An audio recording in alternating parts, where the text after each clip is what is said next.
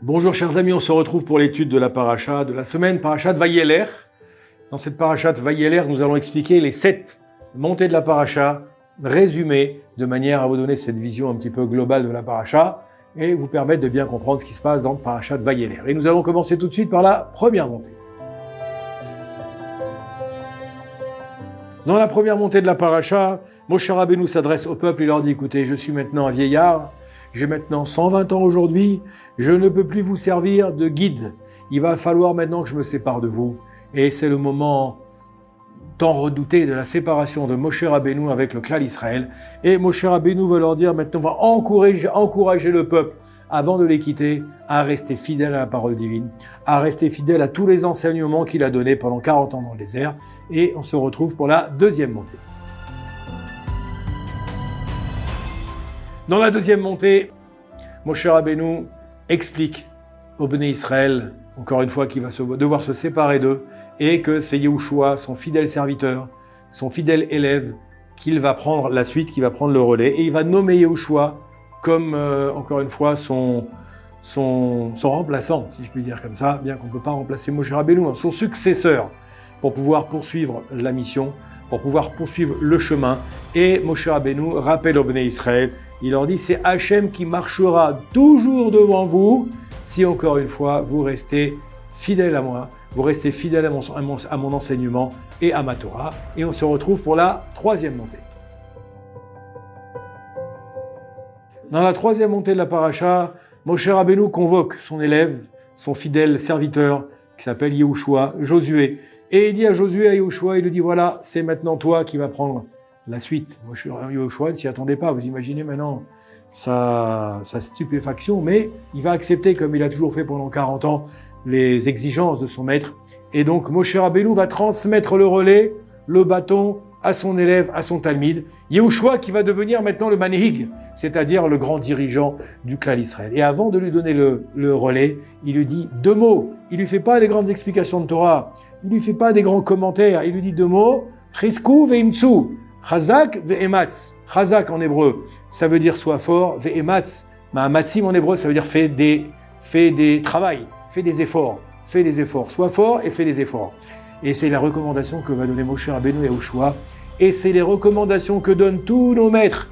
Depuis le Har Sinaï jusqu'à la venue du Mashiach, nos maîtres nous disent toujours Chizku ve'ematz. D'ailleurs, quand on lit la Torah, on dit le Chazak, Chazak, Chazak. Et quand on termine un livre de la Torah, on dit Chazak ve'nitrazek. Sois fort et renforce-toi. C'est ce que je vous souhaite, Bezrat Hashem. Et on continue donc dans la 4e montée de la paracha.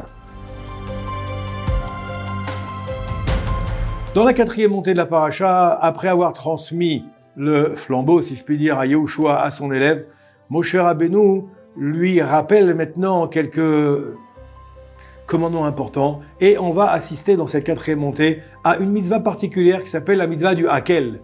La mitzvah de Hakel, c'est quoi? La mitzvah du rassemblement. Keila, c'est un rassemblement. Et il y a Moshe Rabbeinu enseigne au Bnei Israël qui devait une fois par an, tout le peuple devait se réunir, être réunis ensemble pour quoi faire?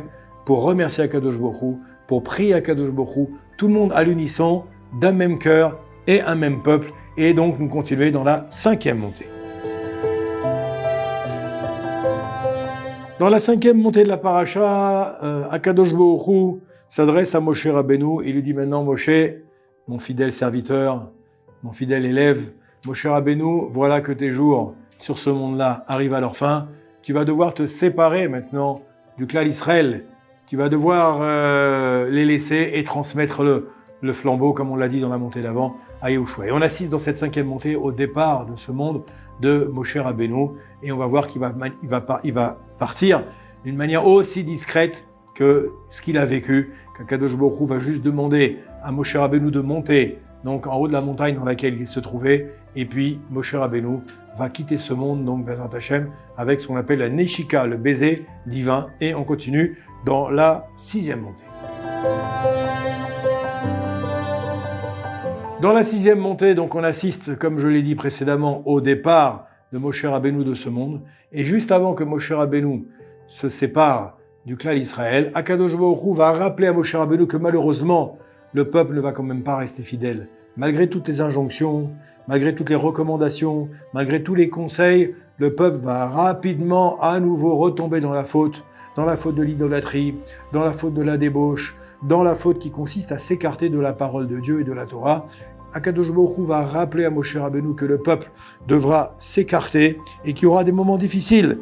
Mais en vérité, il lui dit, ne t'inquiète pas, on demandera à Yehoshua, qui sera ton successeur, de prendre la défense du clan d'Israël, comme tu l'as fait à chaque fois où le peuple était en difficulté. Et on continue ensuite par la 7e montée. Dans la 7e montée de la paracha, Akadosh Baruch Hu demande à Moshe Rabbeinu d'écrire toute la Torah sur des pierres spécifiques, et c'est ce qui va se passer. Avant qu'il quitte ce monde, on a dans les 4, 5, 6, 7, on est juste au moment où Moshe Rabbeinu va quitter ce monde, à la demande d'Akadosh Baruch Hu. Avant de quitter ce monde, Akadosh Baruch Hu lui donne un certain nombre de recommandations. La dernière recommandation qu'il va donner, avant qu'il se sépare du clan d'Israël, c'est d'écrire toute la Torah. Moshe Rabbeinu va écrire toute la Torah, va dire Tov Moshe et Ashira Azot Bayomahu, et puis il va l'enseigner au Bnei Israël.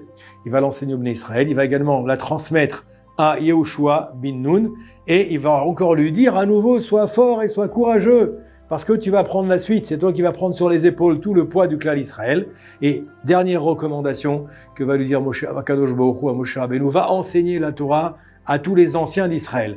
Et c'est ce que va finir, la paracha va se terminer par cet enseignement où Moshe Rabbeinu va enseigner, va transmettre la Torah à tous les anciens, à tous les grands maîtres de la Torah qu'il y avait à cette époque-là. Et Bezrat Hashem, Moshe Rabbeinu va ensuite quitter ce monde-là, Bezrat Hashem, et nous allons assister ensuite à la fin de la paracha. Je vous souhaite Shabbat Shalom à tout le monde, à très bientôt pour une nouvelle paracha.